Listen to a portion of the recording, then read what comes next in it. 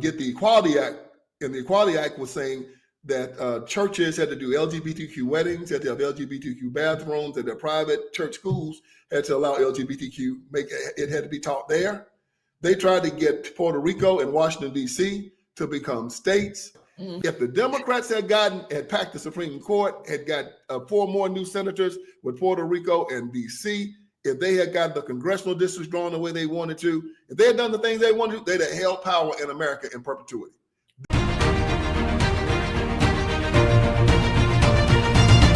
Welcome back, Warriors. It's me, Linda B. Thank you all so much for joining me here today. Warriors, I have a very special guest. My guest today is an author and a speaker. He has written a number of books, including The Iron Triangle, which became an Amazon #1 bestseller. And he wrote 25 Lies, which I just read, and it became a #1 bestseller. He's also written Crime Inc. and his latest book, The End of Tolerance. He has been on a number of radio and television programs, including Newsmax, Tucker Carlson, Laura Ingraham, and many others. Welcome to the show, the incomparable Everett Ellison. Welcome to the show, sir. Oh, it is my pleasure. I am a fan. I've been watching you for a long time. It is just my pleasure to be able to talk to you and your audience. Oh, wow. Warriors, he just told me that he watches me religiously. I had no idea. I'm sitting up here like, what? He watched me? Little old me trying to get my channel bigger. Linda B, everybody I know watches you. Really? Really? Oh yeah. Gosh. Yeah, we talk about your content all the time. I'm serious. Everybody, all my brothers and sisters, all my friends, yeah, we all watch you. Oh, wow. Thank you, Lord. I feel so honored. But I've been watching you for a number of months. And I think I first came across you when you were talking about Martin Luther King Jr. And I was at the gym and I had my little headphones on and I'm working out. And there you were. I said, who this talking about MLK? I'm just being transparent with you right now. Yeah. I said, what? I knew he wasn't an angel in his marriage, but in any event, I was going to focus on the things that he did do right. But then I found out about him. I was like, OMG, this is bad right here. This is really bad. Yeah. So I'm going to go ahead and get started with some questions I've got for you. I read this book, and let me tell you, I was up late at night, 1, 2 o'clock in the morning reading this book, because that's the only time people leave me alone and don't interrupt me. So I stay up so I can get some me time. I understand.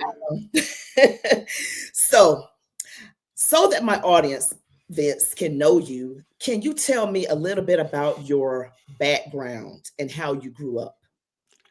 Yeah, Linda, I was born on a cotton plantation in Haywood County, Tennessee. My father was a sharecropper. And the only thing that kept me from being at the bottom of everything in America was that I had a father. Yes. I mean, we were poor, we were Black, we were in the South. We were on a cotton plantation, and Dad was picking cotton behind a mule. And but Dad aspired. He just believed that he could do well in America, and he got involved in the insurance industry. He got started collecting money on a debit route. The Black people didn't have checking accounts back then. So he picked up the money for a Black man that had an insurance company. And from there, he learned the insurance industry, brought us out of poverty. And Daddy was so thankful. We started a gospel singing group called the Ellison family. We went around the South singing gospel music. And that's how I got to know the Black church so well. And after college, I started working in a prison in South Carolina. It was the Kirkland Correctional Institution. And that was in the 90s when the Biden-Clinton crime bill was locking up all these people, all these Black men because of the crack cocaine thing. Man, then they were like, they had passed this crime bill, $40 billion. I remember it. And they put 100,000 police officers and they were building prisons all over the country. And I got hired with that crime bill money. And I was young and working in this penitentiary, and I was seeing these young Black men my age get locked up. And I asked the Black intelligentsia what was going on here. Why are these young Black men being locked up in such astronomical numbers? Because I thought we had overcome, like my family had overcome.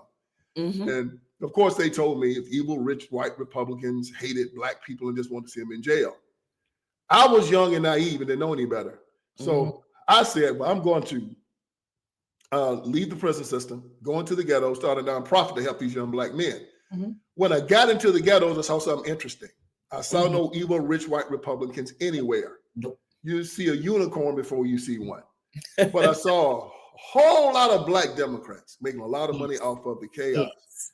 And the ones I saw mostly making the money was the black preacher, the black politician, black civil rights workers.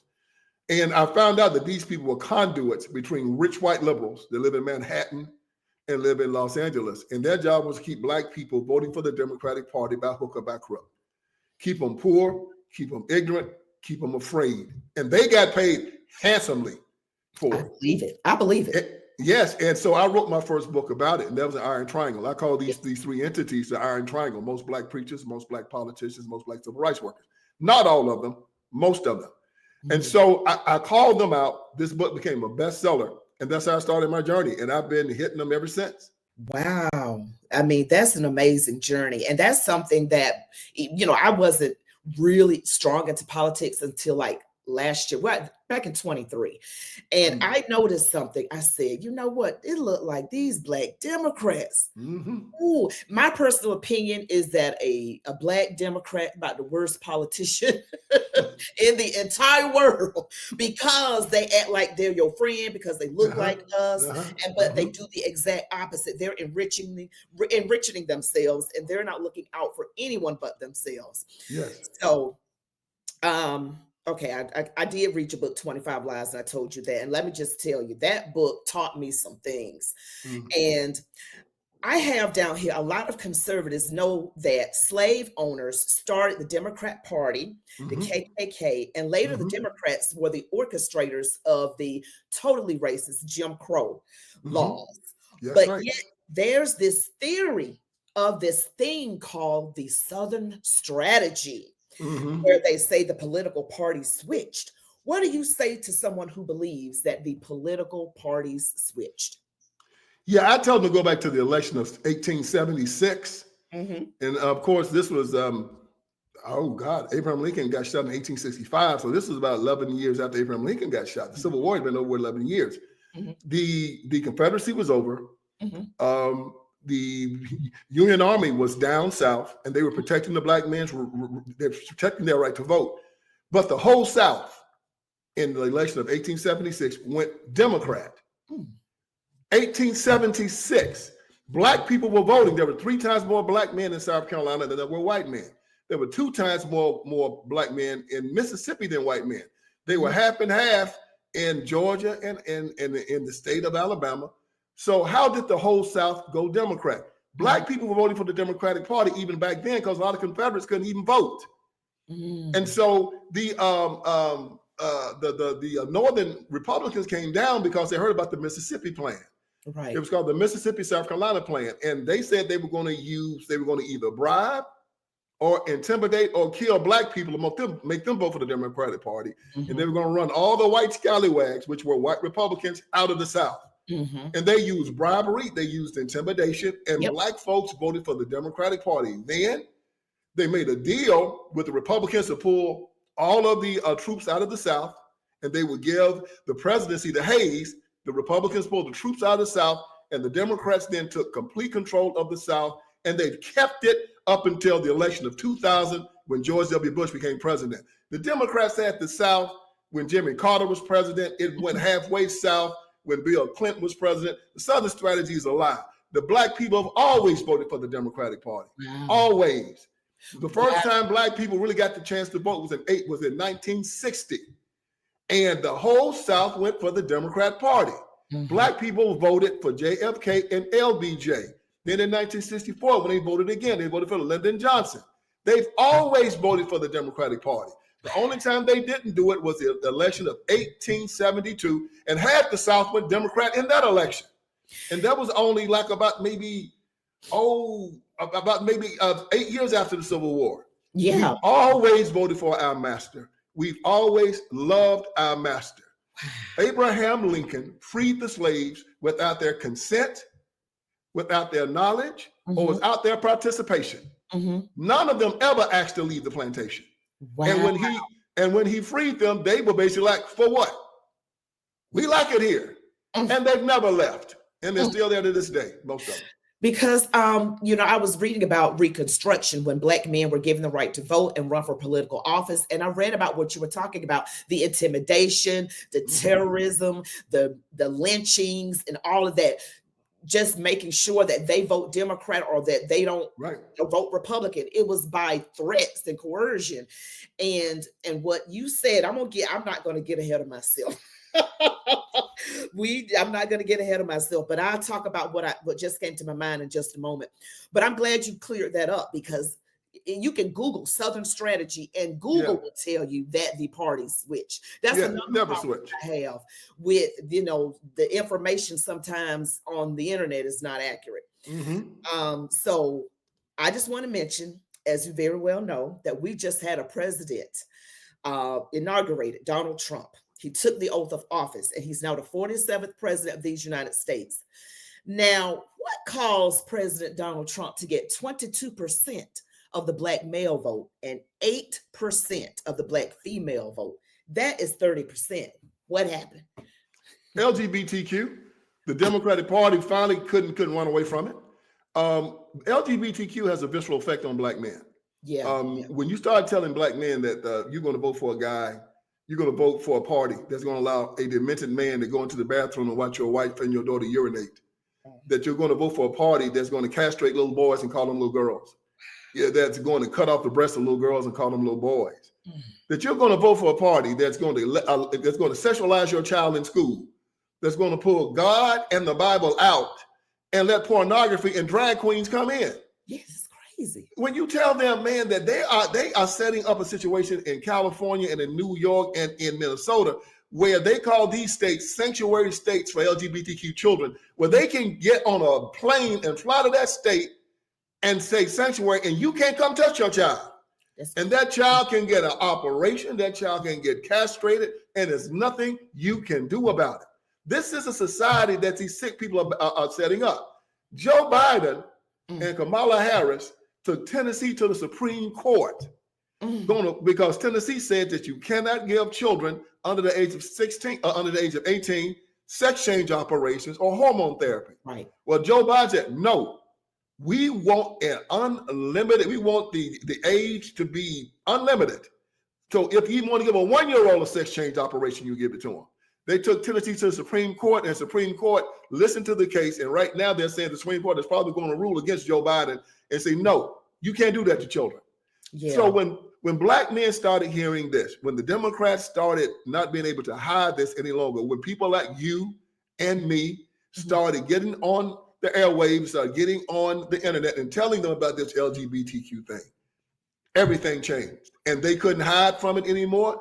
And these Black men turned against the Democratic Party. And the more of them that hear it, the more going to leave it. It's disgusting. And I've said this before on my channel, and I've repented to the Lord. I voted for Jim Crow Joe. That's my nickname for him. Jim Crow Joe. He wrote the crime bills, I'm just saying. And then I call her Kathleen Kamala. So I voted for them. I voted for them out of sheer ignorance. I believe the lies of the media against Donald Trump. I wish I had listened to him before I had listened to the media. And I voted against him. And when I found out that this twins stuff, I'm gonna call it twins, started coming up out of, and then I was reading about that. I said, oh my gosh, they trying to do this to children. I said, oh no, this is a wrap. No more. And I voted Republican before, but then they demonized Trump to make him look so bad. And I think that's the whole point.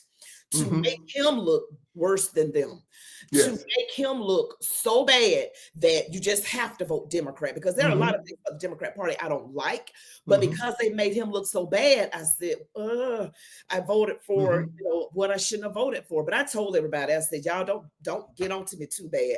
I've repented and I've denounced that party forever. Literally forever. I'm not doing that anymore. And it was disgusting because parents don't have parental authority over their children. That's right. It was absolutely demonic, because what they're trying to do, in my opinion, is depopulate. Trying to get exactly right. To get rid of their body parts so they can't procreate. It's so awful. So Let me just ask you this now.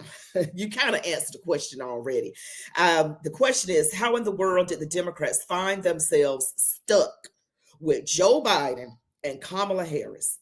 They didn't seem at the top of their game. I'm just saying, he had some issues. And then I looked at her with having to be delivered questions in advance, needing a teleprompter. I said, Lord, he's smarter than her. What is the- Well, Joe Biden was always planned to be there. He was Barack Obama's vice president, as you know. Yeah. And he didn't run against Trump the first time because everybody said it was Hillary's turn.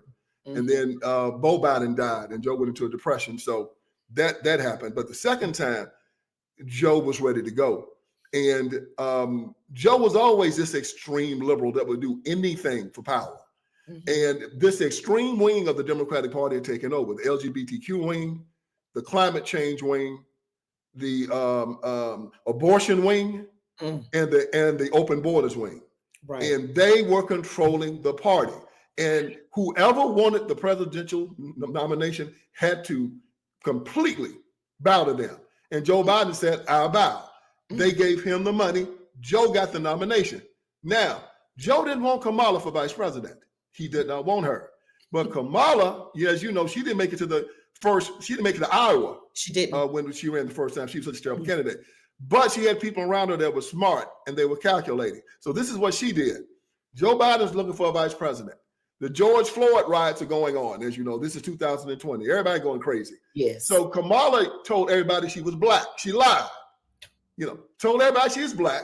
And went and got a bunch of ignorant thugs and rappers and got 100 black men to write Joe Biden a letter. Ben Crump, Akon, P. Diddy, Jay-Z, a bunch of thugs, ignorant rappers wrote Joe Biden a letter saying that if you don't choose a black woman as your VP, we're going to fight against you in this campaign. Joe didn't want those problems. I worked in the penitentiary, and I ain't scared of nobody. But if 100 thugs and rappers came to me and told me I needed to do something, I might have to give it a second thought also. So Joe folded like a cheap suit, and the only person he could find in the Senate at that time, the only black woman, she said she was black, was Kamala Harris. Right, was Kamala Harris. And he said, come on, Kamala, I'm choosing you as my VP. That's how she got the VP slot. They shook Joe Biden down. They threatened to destroy his campaign. And any one of your viewers can Google this. 100 black men wrote Joe Biden a letter threatening to destroy his campaign if he did not choose a black woman as his VP. And the only black female senator we had at that time was Kamala Harris. She said she was black. She said. And everybody believed her. And then Donald Trump called her on it. I'm going to tell you, Linda, I thought she was black. I mean, she said it. I said, okay, she's black. She could be real light skinned. Sure. I said, okay, she said she's black. She's black. And then Donald Trump said, well, she was an Indian until 3 years ago. I said, what? And I started researching. I said, I will be damned. She is Indian. And that's why everybody said, look at this right here. This woman has lied. She's uncommon. And that's when everybody kind of started turning on her. Candace Owens did a lot of good research. Theories that those pictures in that book, The Truths We Hold. I said, look at this here for you. It should have been called The Lies We Told, because she put some black folks, black as you, my grandmama. Just lying. And black folks heard that, and as I did one of my podcasts, I said, there's a lot of things you can get away with. You can shoot your mama. You can sell dope. You can beat your mama up on Main Street. But the one thing we don't ever forgive is passing. If you black, you better say you black. And don't try to pass in our community. And when the black folks heard that Kamala was playing games with color, a lot of them turned on her. And I wasn't going to vote for her anyway. But when I heard that, I said, it had a visceral effect on me. I said, I will be. I was lying. Because you think about it, that it takes a certain kind of evil to me to be able to just lie like that, put these pictures in a book. And Candace proved that those are not her relatives. Yes. She just got a black woman and said, I was like, you have got to be kidding me. Yeah, she was calculated. I mean, she was smart. She knew there was like 4 million people of Indian descent in America, but there were 40 million black people in America. And Yeah. Kamala could count. And what the Democrats wanted was this. They said, if we lose this election, we cannot lose the black vote. Mm. If we lose it, we'll never get it back. And without the black vote, they're done. And they thought Kamala Harris was going to at least keep the black vote in pocket, that 90%. Right. No, she lost it. It's gone forever. And if we keep doing our job, Linda, they'll never get it back. That's what I want. That's what I'm praying. My channel and I, my subscribers, we fasted. We fasted and prayed leading up to the election. We fasted and prayed leading up to the inauguration. We just had a fast day yesterday. Right. We believe, because they'll be in my chats going during my live. Let's fast and pray, Linda B. Let's fast and pray. We gotta put prayer on it. That's right. That's right. It works. Oh yeah. Yes, it does. Because like you said, these people are evil. They are.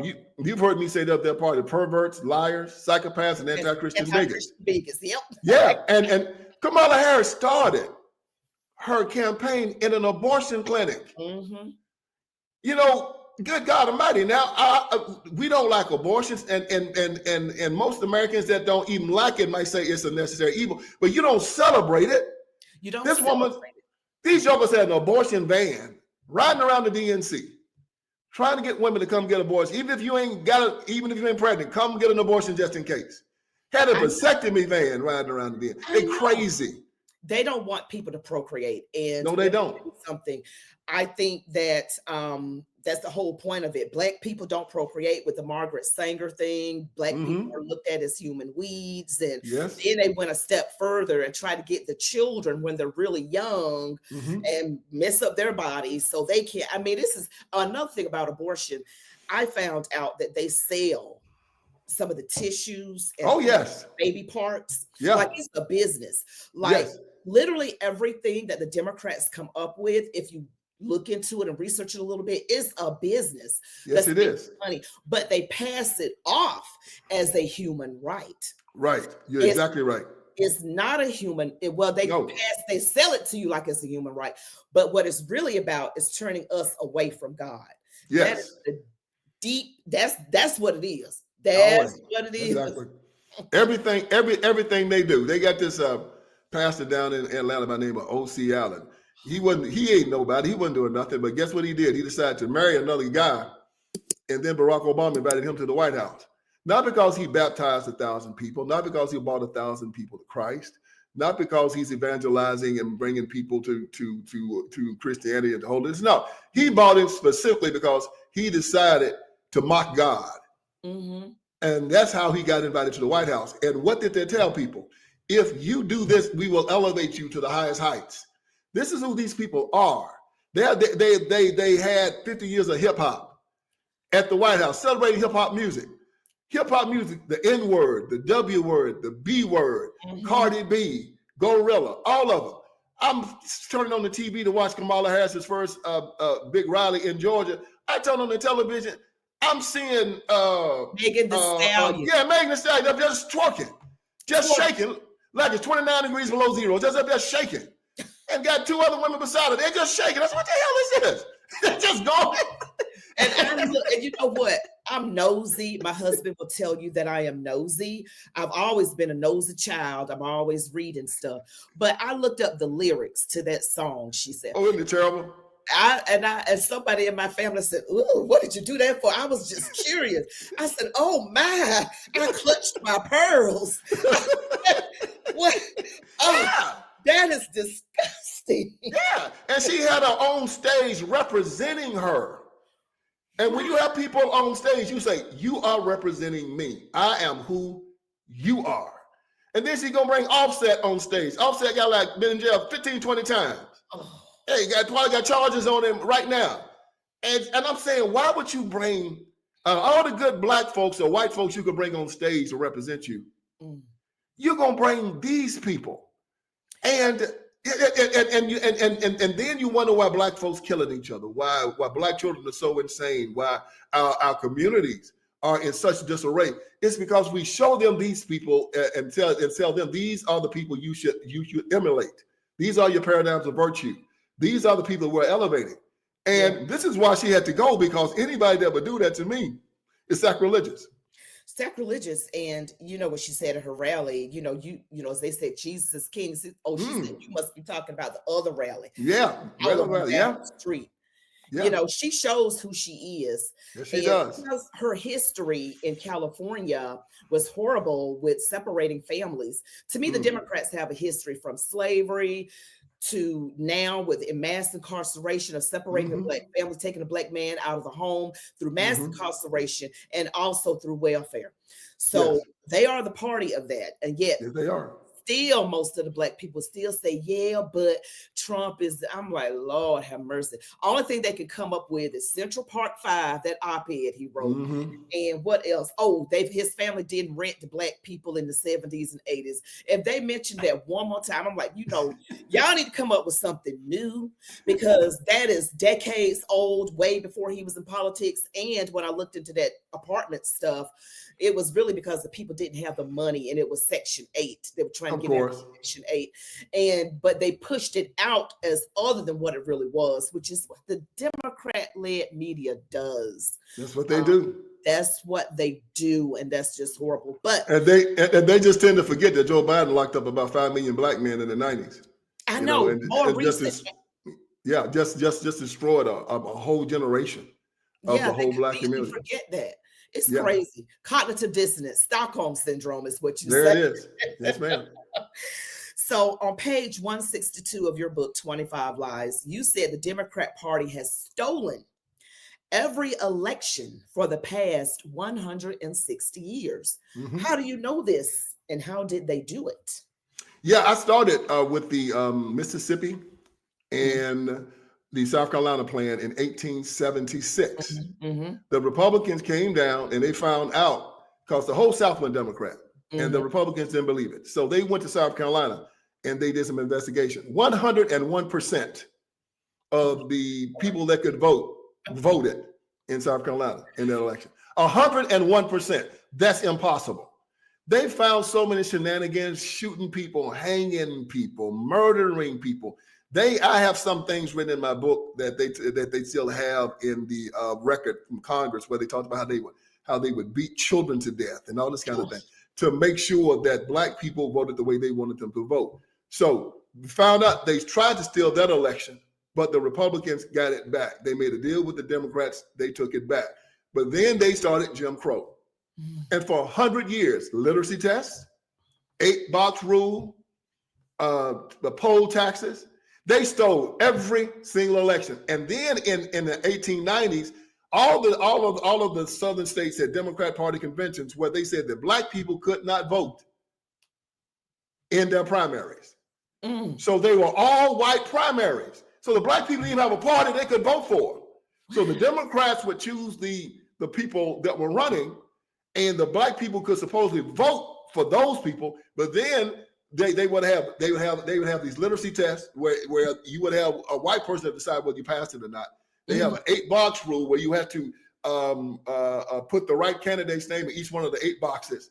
They would have poll taxes where they charge you money. They had all of these ways that would keep black people from voting. If you did vote, the white folks would put you off of their plantation. It was just ways. And each one of those elections, as I've said, each one of those elections from 1876 to about 1970 was a stolen election. And then after that, they started doing it. You know about how they stole elections inside Chicago with Mayor Daley and down south. They just did all kind of shenanigans. So I said for 100 and some years, they stole elections. And right now, when you go into any northern city, they got souls to the polls, street money, bottle of liquor and a pork chop sandwich, ballot harvesting, intimidation. Every single city, every single year. They got buses with souls to the polls written on the bus. And souls to the polls is funded by George Soros. Yes. Who's a freaking atheist. He is. Yes. I know. He want to make sure that they get black people to the polls because they know if they get them there, 95% gonna vote for the Democratic Party, and they pay the black preacher for it. So all of those elections, everything in the black community, when you start paying people to vote, to me, it's a stolen election. And they do it every single solitary year. So when they say that this politician got 90% of the black vote in Chicago, yeah, you bought them. That's how you got it. Or you intimidated people, or you had ballot harvesting, but black people ain't voting for these people in those numbers. They are stealing these elections. Wow. And I told them that, and I told Donald Trump and all of them, put your people in Detroit, put your people in Philly, put your people in Milwaukee and Atlanta, and they won't be able to steal this election from you. And that's what Trump did, and he shut that mess down. Amen. Woo, I was praying, honey.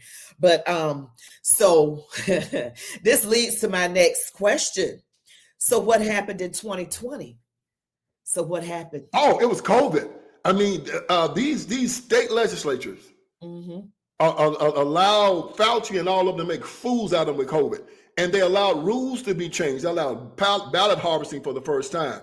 In Georgia, they had those Zucker boxes. They allowed crazy stuff to happen. Like you couldn't go to the polls, and if you had a poll watcher that was watching to see how people voted, you couldn't get within 25 feet of the person that was counting the ballot. So the person couldn't really read how the person voted, and they were cheating hand over fist.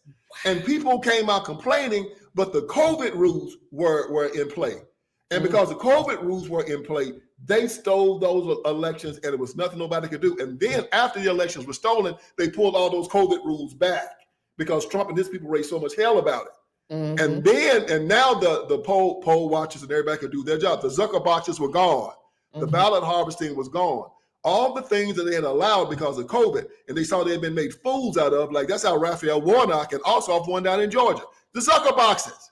People just coming in, just putting ballots in the Zucker box. Nobody checking them, no ID.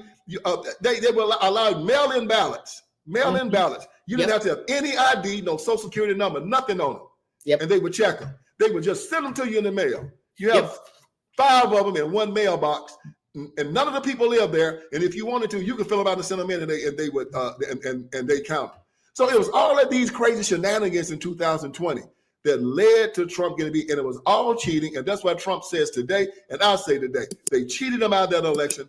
They know they cheated him. That's the reason why January 6th happened. That's the reason why Trump won again, because I can tell you this.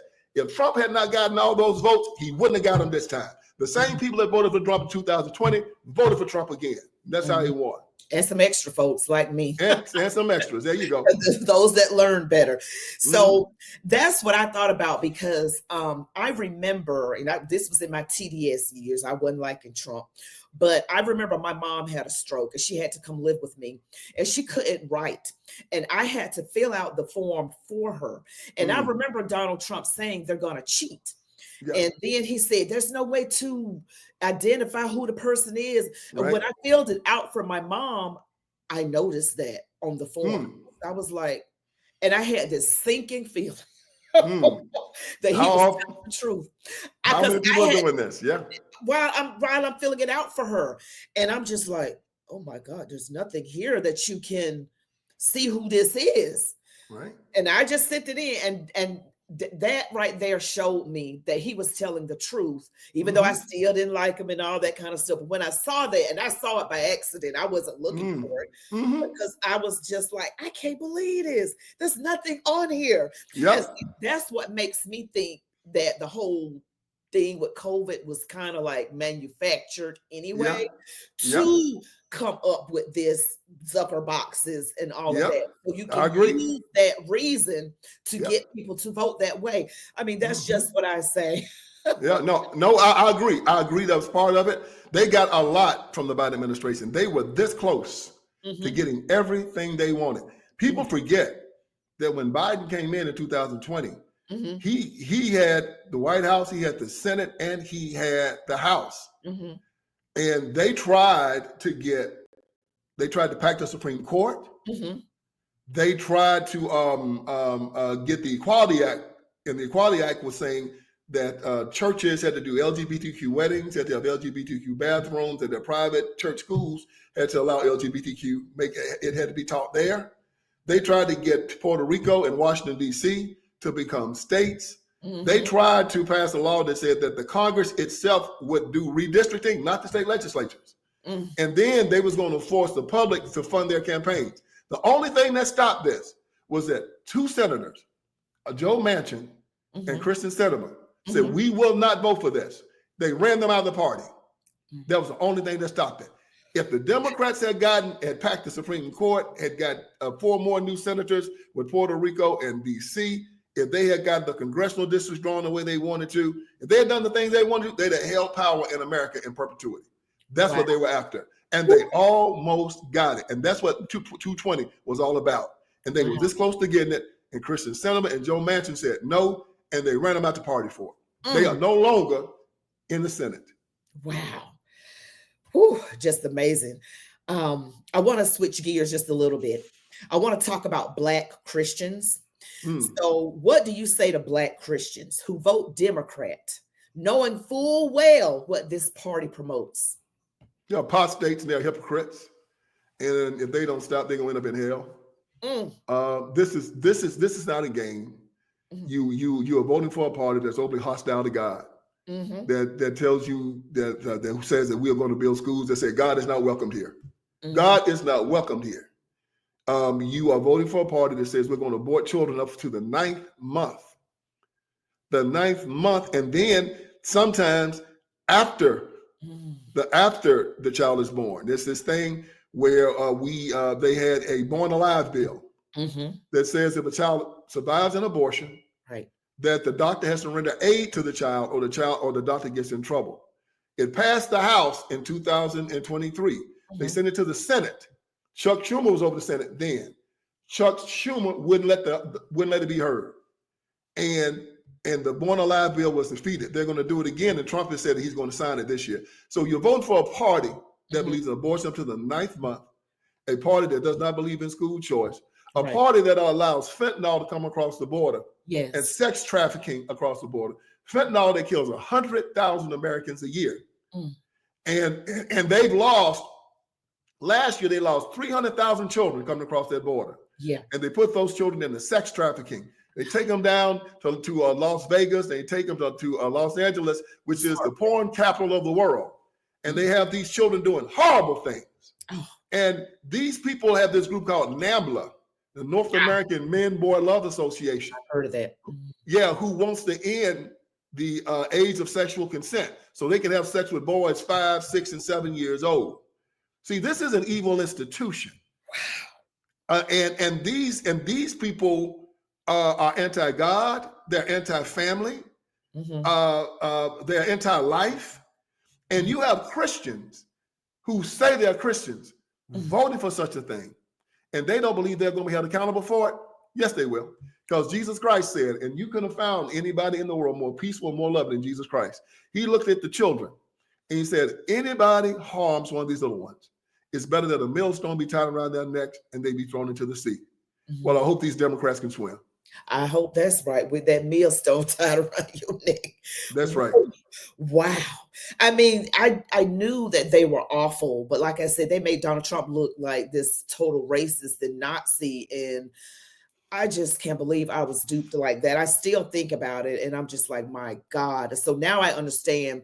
And the media is to blame as well, because they're repeating what the Democrats want them to say. I mean, literally, it's like they're reading from a script and they've memorized their lines. ABC says what NBC is saying, what CBS and CNN and BSNBC is saying. Everybody is saying the same thing. It is so, and it fools people because some people think they can watch the news and believe what the news says, but they can't trust them. No, they can't. And this is what's happened that's so beautiful. People like you, people like me, other podcasters can go out there now. We can go around them. You saw that the last month of Donald Trump's campaign, he went to the podcasters. He did. He went to Tucker. He went to Rogan. He went around them. Yes. And he was getting numbers that ABC and CBS and MSNBC. I mean, Tucker Carlson, when they kicked him out of Fox, they thought they had heard him. They just unleashed him. Tucker gets Tucker gets more views than CNN, Fox, and MSNBC combined right now. Mm-hmm. And this is where people are turning for their news. They don't control the narrative any longer. Mm-hmm. And the people aren't listening to them any longer. Very soon, you're going to have more viewers than they have. And it's not going to be long from now because we're giving information and we're giving content that they refuse to give. And people know they're being lied to. Yes. And they know it. And so people like you, when you got the right information, you change your mind. Right. But you can only respond to the information that you get. So now we're finding ways to get information to people and they're responding to it. Wow, it's amazing to me. So now you describe the Democrat Party as the most evil institution in the history of the world. And I was thinking the most evil ever, like even past the Nazis. I mean, we just had Holocaust Remembrance Day. Right. They got rid of more than 6 million Jews. So how is Democrat? Now they evil now. I agree with you. Democrats, woof, they are some kind of satanic force, let me tell you. But how are they more evil than the Nazis? The Nazis were around from like 1925 to like 1945. That's 20 years. The Democrats have been around for 225 years. And they've been killing folks for all that time. They are the oldest political party in the world. And since that time, all they've done is meditated on blood. They were the party of slavery from 1800 to 1860. They're the party of the Confederacy from 1860 to 1865. They're the party of Jim Crow from 1865 to 1965. Now they're the party of abortion, transgenderism, atheism. They are horrible. They've gotten worse since the end of Jim Crow. They've murdered 65 million children since Roe v. Wade. 65 million. There was only 40 million killed in the whole of World War II. Wow. Now, the Holocaust was terrible. Nobody is saying that the Holocaust wasn't terrible. It was horrible. They killed 6 million Jews in the Holocaust. The Democrats have killed 65 million children. That's 10 times more. Wow. And we're not talking about the ones they killed during Jim Crow, nor the ones they killed during the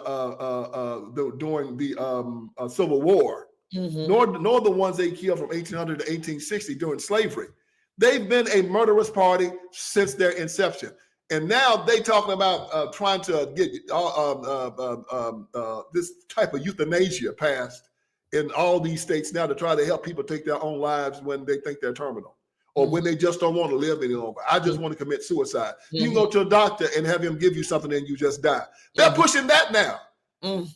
They are a death cult.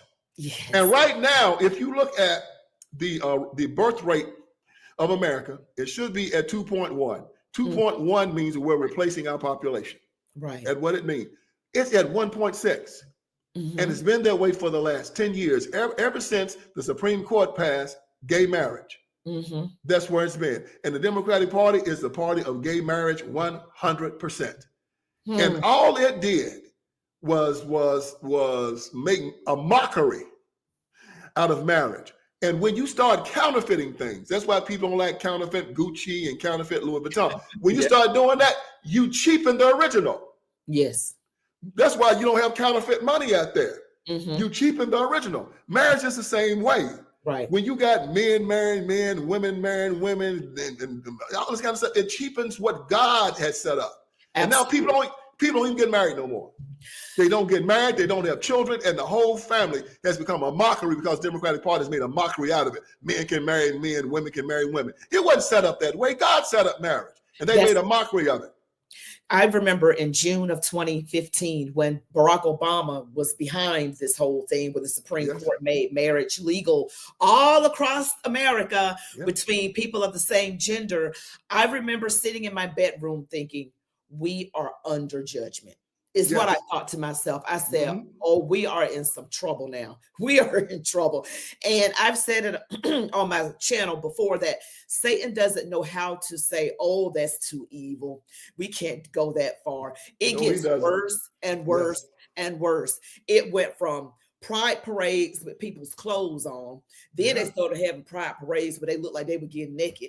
Then they started having pride parades where people looked like they were performing certain acts in the street. I was like, then they started with the twins thing.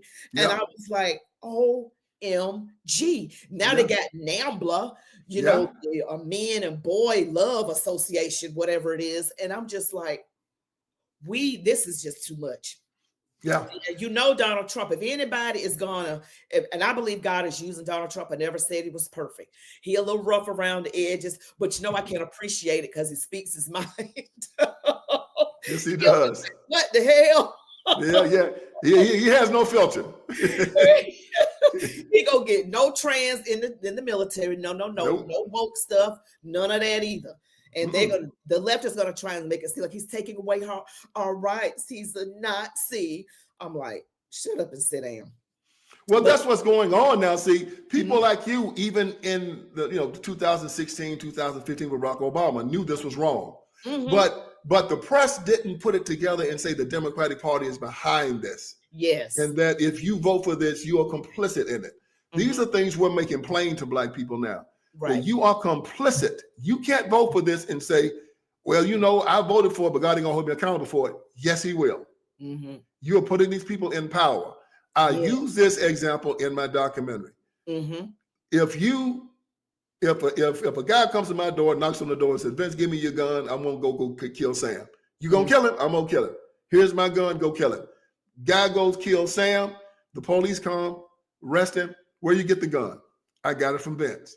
The police are gonna come to me and say, Vince, did you give him the gun? I did. Did you know he was gonna kill Sam with the gun? Yes, I did. Come on, you got a murder charge also. Why? Because you knew that you was going to kill him when you gave him the gun. You complicit in murder. I said, now you got a politician. Yep. They said, if you elect me, I'm going to kill children. He tells you that. You say you're going to kill him. I'm going to kill him. You vote for that politician. Then he goes and uses his power to kill children. How are you not complicit in murder? Absolutely. Absolutely. And, I remember the Democrats too are trying to get Christians to be separated by ethnicity, like to get the Black people mad at white, and not just Christians, really Black and white against each other some kind of way. They do it with CRT, they do it with they just drive up racial grievances. And one thing I did catch though is I remember, anytime there's a white officer and there's a Black unarmed person that the officer shot, I remember listening to CNN. I know I was listening to CNN, and they would say a white. Look like they put extra emphasis on the word white. Yes, they do. A Black teenager. And I was just like, wait a minute. Why are they showing it only when the officer is white and the unarmed person is Black? I looked up statistics. Police officers actually shoot people that are white more than Black. Oh, and yes. I was like, see, now they started mess now. Yeah. There were about, I think in 2022, 23, it's like 16 unarmed Black men killed by cops. That's too many. But you think it was like 10,000. See, they're smart. Jesus' last prayer before he went to the cross was a prayer of unity, for us not to be divided. He wanted us to stay together because he knew the Satan was going to divide us, and that's how he'd win. And so they know that if Black and white Christians ever get together, they're done. They know that. So they got to tell white Christians that we hate them, and they got to tell Black Christians that white Christians hate us, and we're divided. So Black Christians vote for the Democratic Party, white Christians vote for the Republican Party, and they want to keep us fighting. You got Al Sharpton out there right now with his ugly behind talking about he's going to do a boycott against stores that have DEI. I'm going to make sure I go spend more money at these stores now. I'm going to tell all my listeners, and my viewers, and you do too, go shop at these stores. I'm not. Because you know what? I don't need DEI to compete with nobody. It is an insult for me. You need a government program to compete with white folks. Man, you crazy. I don't need a government program to compete with nobody. That's correct. It's me and you, and I'm going to beat you. The government program, man, you might make me pistol whip you right about now. See, people make me angry with that kind of stuff. I need a government program to compete with white folks. Man, you crazy. Yeah, you really don't. And they talk about it's a privilege to be white privilege. Well, it says a privilege to be Black. I'm a child of God too. I'm a child of God. I'm an heir of Jesus Christ. I'm not under nobody. That's why you got you around talking about you under these people that you oppress. You can't oppress me. Come try to oppress me. See what you get. Ain't no white man. No man. I give speeches about this, Linda. I stand up and they say, Is there a white man in this place think he can oppress me? Come try it. Put it to the test. Any white man think that you're superior to me? Yeah. So we got our leadership. And I've said, black people do not think they're inferior because of segregation or because of white people. They think that they're inferior because of our black leadership, because they tell them every single day that they're inferior. Every day they tell them that. You got to have DEI. You got to have affirmative action. You got to have this. You got to have that, or you can't survive in America because the white man is so powerful. I'm a child of God. That's right. I'm an heir of Jesus Christ. No one can oppress me. I've always said that all you need is God on your side and a good work ethic. You just gotta have God on your side and good work ethic. You don't need to be white. You don't need to be a man. I mean, these are not things that you need. No. And I agree with you. Now, I want to talk about the civil rights movement under Dr. King, and it was a movement of nonviolence, as we all know. I was reading your book, and it's like, wait a minute. They picked Dr. King to do this nonviolent thing for black folks to literally just get their head bashed in and not fight back. That reminded me of slavery, because the slaves were getting beaten and not able to fight back. To me, it was like an extension of slavery. Wouldn't you say that's true? Yeah, it was they say it was nonviolent, but here's something that I want your viewers to understand. That whenever Dr. King was a Baptist minister. He was a minister. He was speaking for Jesus Christ. When Jesus Christ spread the gospel and spread the idea of brotherhood and love, he never asked the Romans to do it for him. He did it. He changed the hearts of people, he and his disciples. Martin Luther King Jr. was going to ask the government to pass laws. And when you pass the law, when the government passes a law, violence is implicit in the passing of the law, because they're going to give penalties if you disobey it. So when you're going up there to get a law passed, you're going up there for violence, because the law will say, if you don't do this, we're going to put you in jail. And if you resist, we're going to blow your brains out. So Martin Luther King was using violence from a third party. He wasn't trying to change the hearts and minds of his neighbors. He was going to use the gun of a third party to make them do what he wanted them to do. And that's called coercion. That's called extortion. And our Bible speaks against it when it comes to Christianity. The extortioner will not be allowed in the kingdom of heaven. That's in Corinthians 6. Right. He was using extortion. So what he did was he was telling black folks, go out there, and it's just like a stalker, right? Yeah. If you got a man in love with you and you say, look, you better leave me alone. Every time you come home, he's looking in your window, sitting on your porch, sitting across the street, aggravating you. Just gonna aggravate you until you give him what you want. And that's what we were doing. Just aggravating people, laying out in the street, letting them beat on us until we get what we want from them, as opposed to earning their respect. Right. Standing in front of them saying, I'm a child of God, you're a child of God. Because that's how we were doing it before. That's how my father got it. That's how you've gotten it. That's how your husband have gotten it. We didn't get it by getting our heads bashed in. We got it by being good citizens, good people, having manners, having respect. That's how the Jews got it. That's how the Asians got it. That's how the Indians got it. And King and his people didn't want to do it that way. So what King did, came in and told us to act like slaves. You want to sit beside white people on the bus. I don't know why, because I tell you that if I was living in 1950, I'd get on the bus and ask the bus driver, where the black folks supposed to sit? Because I don't want to be nowhere around these white folks. Nowhere around them. They mean. If you look at one of them wrong, you're going to have to fight them. And I sure don't want to sit beside no white woman, because she's going to say, I touched her, and I'm going to get a rape charge.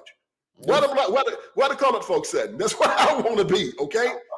Instead, they wanted to sit beside white folks for some reason. All right. I don't understand it. Right.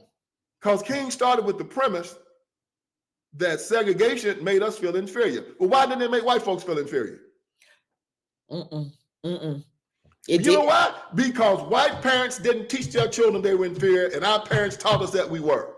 Wow. Our leadership told us that we were. White leadership didn't tell white people they were inferior. Our preachers, our politicians, and our civic organizations told our children every day, look at your feet when white folks come. Scratch where your own itch. Don't look that white man in the eye now. Say something to him now. You go to the white man's back door. Yes, sir. Yes, sir. You teach that child to be inferior.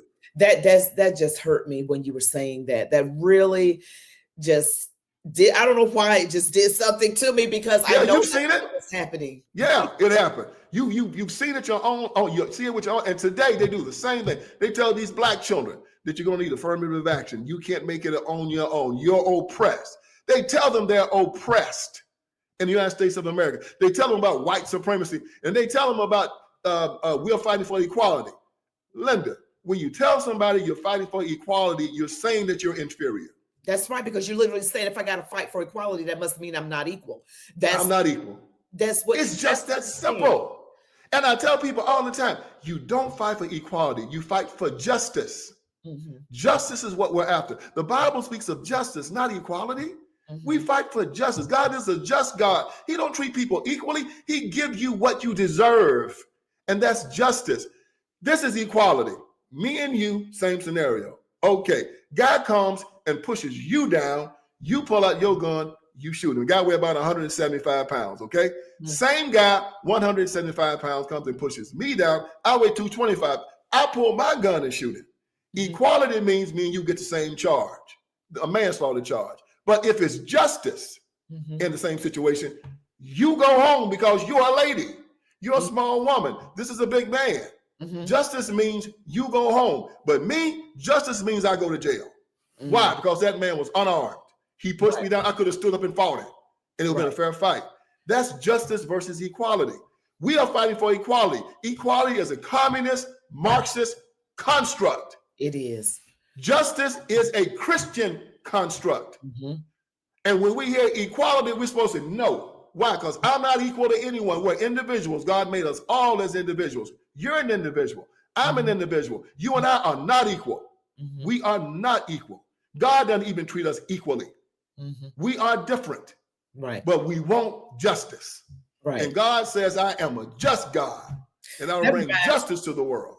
That reminds me of something. You mean to tell me I couldn't have fought off a 225-pound man? I mean, you know, being a woman, aren't I as strong as a man? I mean, can I do everything a man can do? Right. I mean, according to the feminists, yes. And that's where that ignorance comes in.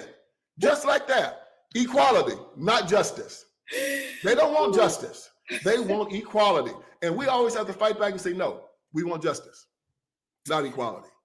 So I got to ask you, I'm going to skip by that one question. What is the Democrat Party, do you think the Democrat Party is doing today to keep us voting for them while demonizing the Republicans? What do you think they're going to do next? Oh, they're going to go back to fear, telling us these people are going to, same thing they did in the Civil War. They said that they tell black people, you think this is about freedom. It's not. The Yankees are going to come and they're going to tie you to their wagons and they're going to beat you to death. They're going to starve you. And the black slave will get scared and stay on the plantation. It's the same thing here. Yeah. You're not going, the white folks ain't going to give you a job. If the first chance they get, they're going to put you in jail. They're going to grab you and they're going to mistreat you and they're going to discriminate against you. So just stay here in these guys. Right now, they're trying to. I heard this one guy talking about the Ku Klux Klan is coming back, and you remember after the election, they sent out texts telling people, picking them up, talking about they're gonna take you to the cotton field. Yes. And black folks actually getting scared. Man, I felt like just slapping everybody I saw that believed that. Said, man, they told me they're gonna come and they're gonna put me back in the cotton field. They're gonna bring a truck down around tomorrow. I said, what? And I talked about it on my channel. I said, this reeks of Democrat mess. This ain't no Donald Trump. This ain't that. They fear mongering again. They doing it. But you got them out there that are so afraid. And every time you talk to a Democrat about why they vote Democrat, they talk about fear. They're gonna keep us from voting. They're gonna hurt us. They're gonna do this to us. They're gonna take away my Medicaid. They're gonna take away my Medicare. They're gonna take away my Social Security. They're gonna take away my EBT card. They're gonna do something to hurt me. And so they are gonna use fear as the tactic. They always do. Now they're trying to use DEI. Another fear tactic, you know?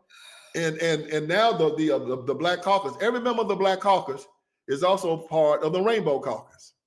All of them are part of the LGBTQ movement now, because the LGBTQ people are the one with the money. And so they fund the Black Caucus, and the Black Caucus now has lent their power to the Rainbow Caucus, and together they are trying to sew our two movements together. And they are going to always use fear as the tactic. And they're going to say that if we don't, for instance, they told this lie that Donald Trump, not that he ended affirmative action, they started the lie that Donald Trump had ended the 1964 Civil Rights Act, that you can discriminate now based upon age, based upon race and gender and all this kind of thing. And I tell people, no, he didn't. You can't rescind that act without an act of Congress. What he did was he just ended affirmative action and DEI. He didn't touch the 1964 Civil Rights Act. Yes, he did. Yes, he did. I said, man, you are so ignorant when it comes to civics. No. That was passed by Congress, the House, the Senate, and the President. The only way that gets rescinded is that the House, the Senate, and the President has to rescind it. And they are not going to rescind the 1964 Civil Rights Act. That's right. Donald Trump rescinded an executive order by Lyndon Johnson talking about affirmative action. That's what he did. But they lied. They use fear. That's what they do. I knew they were lying. I mean, they that's all they do is lie. I mean, they just have people all up in arms and so scared, and black people running around here and that whole DEI mess. Al Sharp Tongue, I call him Sharp Tongue, coming into Costco with a gang of people. I was like, what? He had his hair fixed though, didn't he? I know he did. Looked like a fool. He had his edges laying down. Hair all laying down. That's how sick he is. Still wearing a James Brown haircut in 2025. I know. Look like a fool. And you know what? I told the whole story on him, didn't I? If you want to see the contempt that white liberals have for Black America, you look at Al Sharpton, that they took that no good, sorry SOB and put him at the head of Black America. He's no good. If y'all hadn't watched my video on Al Sharpton, y'all watch it. And I'll tell you all about it. Drug dealer, liar, rabble rouser, race baiter, and he's been doing it for the last 50 years. He ain't no good. Since Tawana Brawley, back in 1981, 2 or 3 or something like that. Always. And then I had the mafia guy talk about him selling drugs and how he was a bag man for the Gambino crime family. Sharpton has always been. And then they gonna take him and elevate him and put him over Black America because that's the contempt they have. That's how they see us, as a bunch of chicken eating, watermelon eating, cotton picking Negroes. That's how the white left see us, by putting Joy Reid and Al Sharpton. And it was that big old ugly Black woman they got on MSNBC with the butterfly eyelashes that used to work for Kamala Harris. Looked like a transgender. I don't know her name. Is it Simone? Yeah. You don't have and then put her out there like yours. yeah. Every Black woman they got on MSNBC, the Black men on MSNBC got more hair than the Black women got on MSNBC. That just shows you how the contempt they have for them. I said, look at him. I said, well, I tell you what, white liberals are low down. White liberals are just low down. I told my husband they always show the Black woman on TV being real fat. I mean, I know a lot of us that are overweight, but all of us aren't overweight. I mean, every time I see a Black woman on the commercial, she about this big. And I have messed up. I know. That's sticking everywhere. I should say, like, remember, white liberals just low down. You just low down. Now, all the good looking, all the well-spoken Black folk you can use. These are the ones you choose. They know what they're doing. 150 pounds. They know what they're doing. And this is the caricature they have of us. This is what they believe of us. This is who they are. That's why when you looked at the Olympics this past summer, who they have from America walking around, Flavor Flav and Snoop Dogg. That's how they see us. It's crazy, and they don't represent well. So I want to ask you this question: is the Republican Party really any better than the Democrat Party? Their policies are. The Republican Party policy of school choice, allowing you to pray to your God whenever you choose, allowing you to defend your property, your family, and yourself. Sealing that border, saying that we don't have a problem with any migrant coming over, but you got to come legally. Right. You got to come legally. That's how we can keep control of the drugs, the sex trafficking, the human trafficking. And it just makes perfect a strong national defense. You got all this chaos going on all over the world. We got to make sure the world stays at peace and that we defend our people.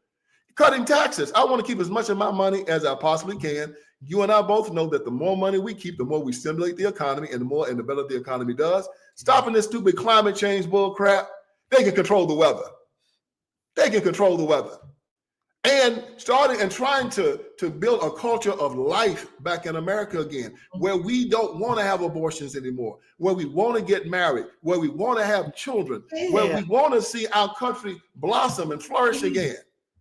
That's where the Republican Party, to me, their policies. Now every Republican doesn't believe that, as you know.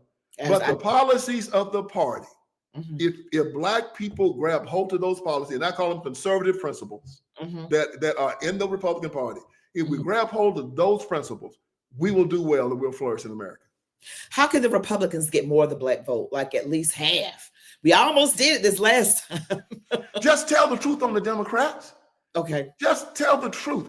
Make people understand that they're the party that want to castrate little boys and cut off the breasts of little girls. And they want to take away your right to defend yourself, your property, and your children. That they want to put the Minutemen, allow them to go to the bathroom and watch your wife and your children use the bathroom and urinate. Tell them that they want to put a man big as me into the locker room with your daughter, which means that if I'm in the locker room, I can shower with her. And that while your daughter is showering, I can walk in the shower with her and she has to look at me. Yeah, tell it just that simple. It's the Democratic Party that's against school choice. Yes. That wants to lock your child in a failing school. And the Republicans are saying that we will give you $20,000 to $25,000 to put your child in a school that will suit what that child needs. You know, it's low-hanging fruit to me. Right. It's easy, but you got to give it to the people in a way that they understand it. And right now, the Republican Party sends their message to mostly upscale communities. And when it comes down to these Black communities, they are absent. And, and the Black community never hears the message. What we've done, what you've done, what I've done, what April Chapman has done, and others, we've gone over their heads. And we are talking to our people about these conservative messages without their permission, because to us, these are not Republican or conservative. These are Christian messages. Right. This is how Jesus said you flourish in America. Get married. Yes. Have children. Yes. Work hard. Protect your border. Of course, you're supposed to help the needy, but you ain't supposed to let anybody that want to come in your house and go in your refrigerator and just lay out and take all your money. That's what I give. That's the analogy I use on my channel. I say, think about it. Don't you vet people before you let them come to your house? Sure, if you don't know them, you don't let them in. No, you don't let them in. You're supposed to take care of your household. You're not supposed to abort your children.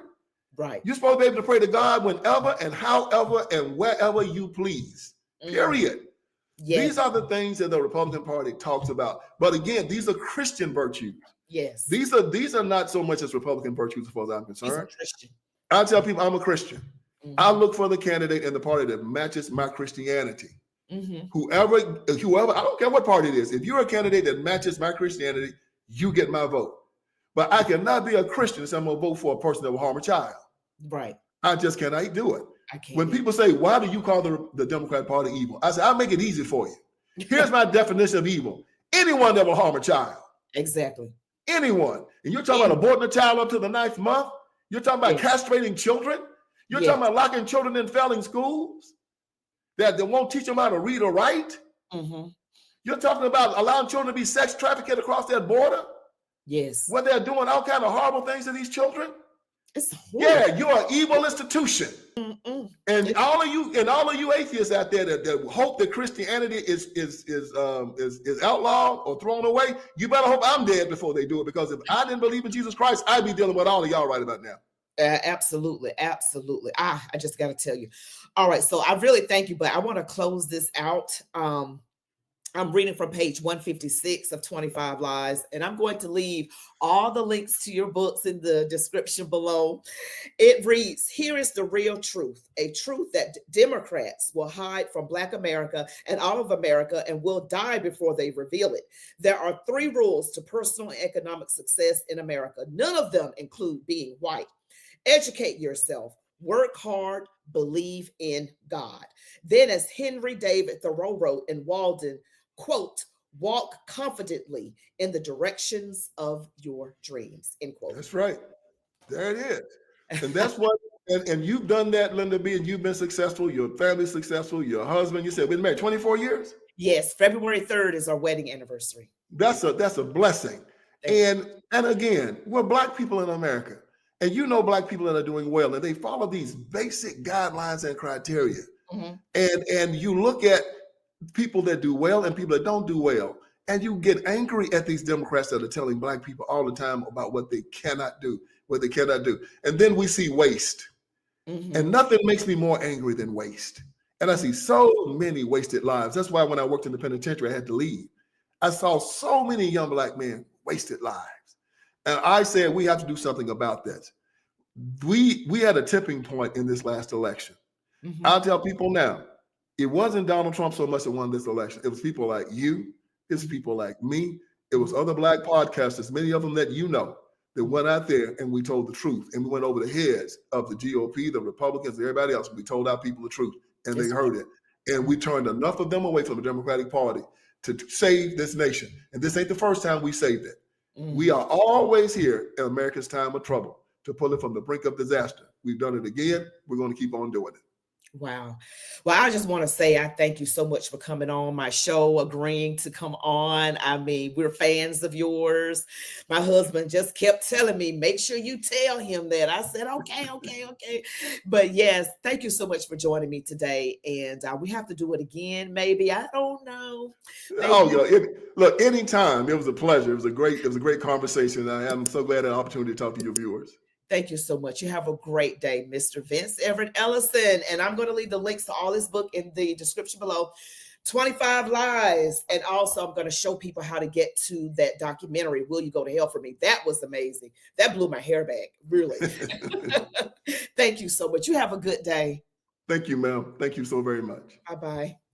All right, warriors, that was Vince Everett Ellison. Thank you so much for joining me today. Don't forget to smash that like button, comment, share, subscribe, hit that all notification bell. You all be blessed. Love God, your families, these United States of America, and march on, warriors.